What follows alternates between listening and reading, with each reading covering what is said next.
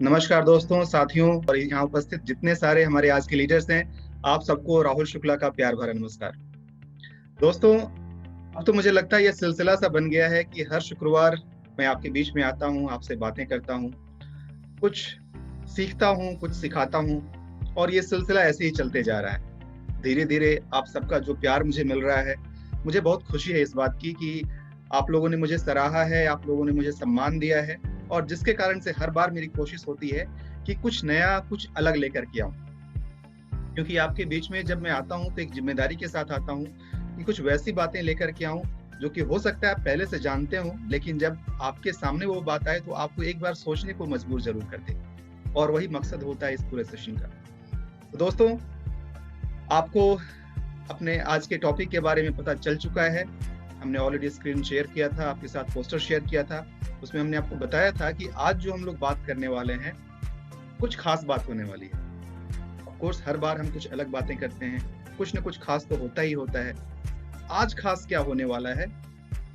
आज की जो बात होने वाली है, वो बिल्कुल दिल से दिल तक जाने वाली है। मेरे दिल से निकलकर आपके दिल तक। जी हाँ, आज हम बात करने वाले हैं स्टोरी टेलिंग की। नेटवर्किंग इंडस्ट्री में स्टोरी टेलिंग का क्या इंपॉर्टेंस है, आप ज़रूर जानते होंगे।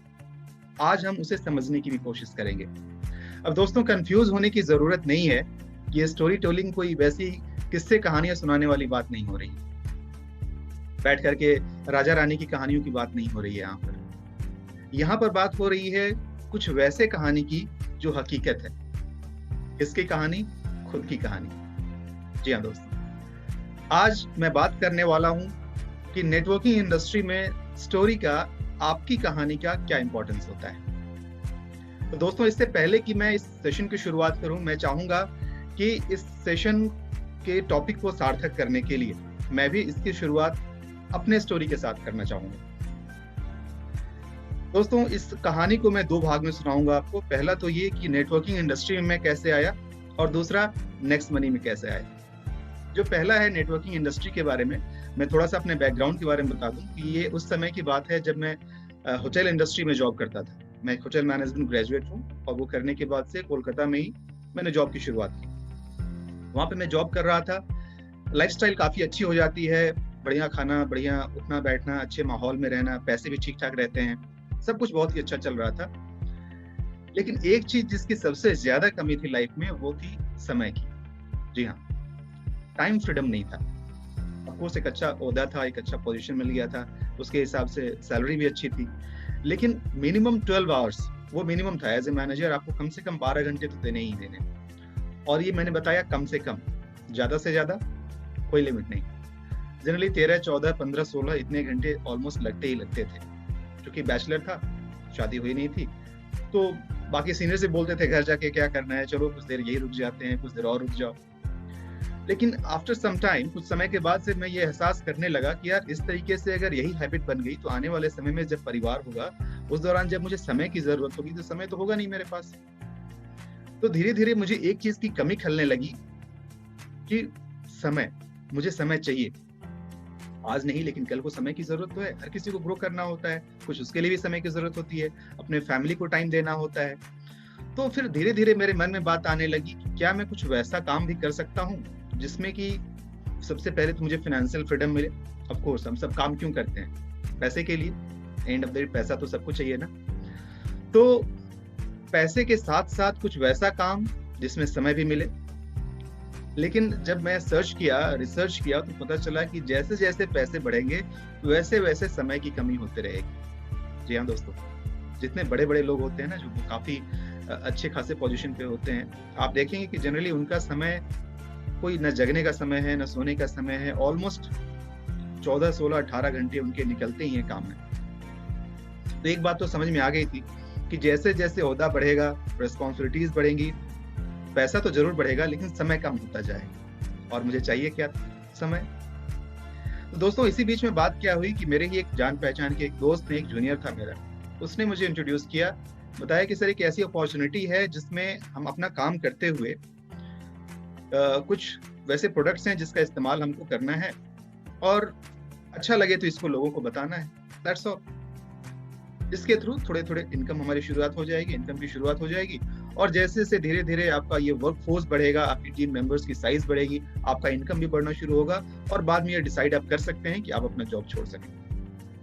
मैंने कहा ये तो कमाल की बात है, क्योंकि सामान तो हम हर कोई इस्तेमाल करते ही हैं, और रही बात अच्छा लग के बताने की, तो ये हम हमेशा से करते आए हैं, promotion, word of mouth promotion हमेशा करते हैं हम लोग। तो ये सोच करके मैंने कहा चलो ठीक है, ज्वाइन कर लेते हैं, और इस तरीके से नेटवर्किंग इंडस्ट्री के साथ मेरा इंट्रोडक्शन हुआ।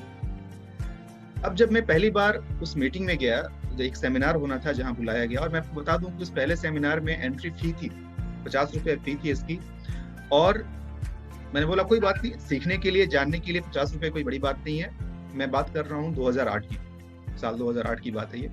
उस दौरान मैं उस सेमिनार हॉल में गया, 50 रुपए के टिकट लिए मैंने, और उसके बाद से जब उस सेमिनार हॉल में गया तो मैंने देखा कि हॉल ऑलमोस्ट फुल था, छोटा ही हॉल था, ज्यादा बड़ा नहीं था, लेकिन करीब 150 से 200 लोग के आसपास उस हॉल में होंगे। जैसे ही मीटिंग की शुरुआत हुई, मैंने देखा कि लोग जो लीडर्स थे वहाँ के, वो एक एक करके स्टेज पर आने लगे, अपना एक्सपीरियंस शेयर करने लगे।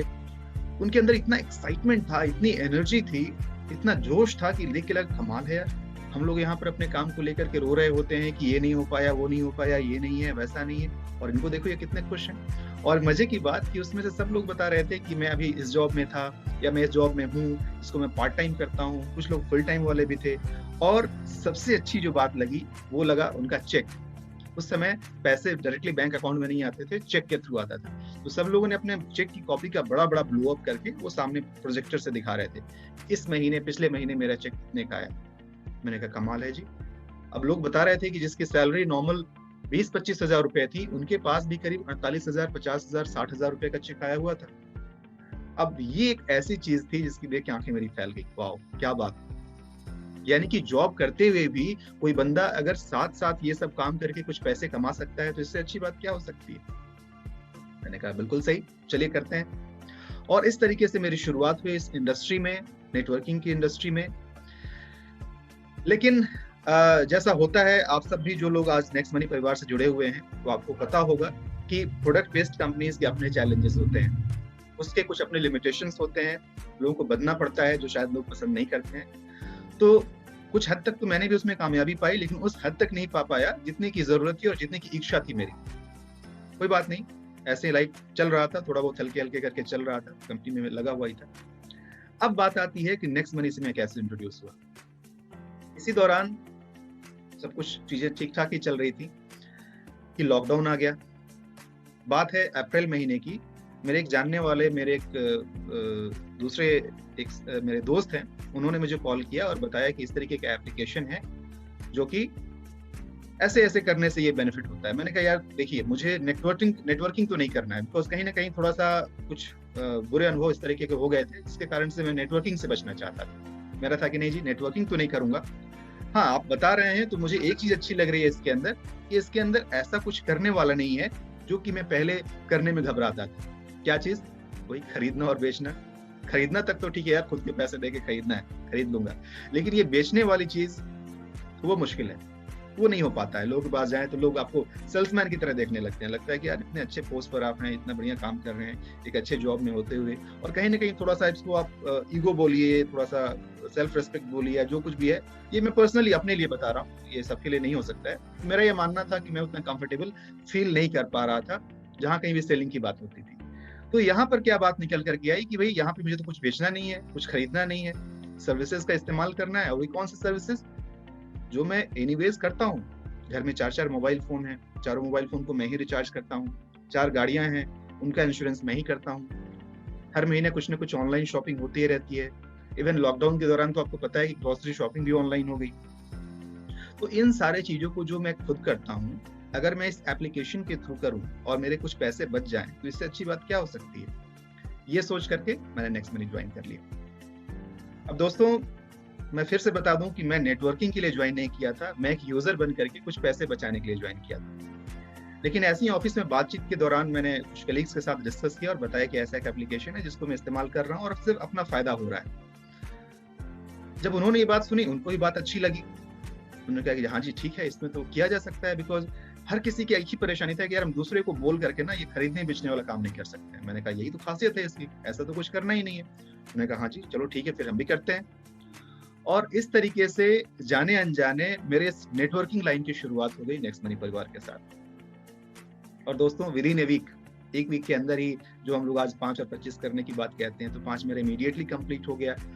फिर धीरे-धीरे एक-एक करके लोग अपने आप इसकी खासियत के कारण से आते चले गए, जुड़ते चले गए।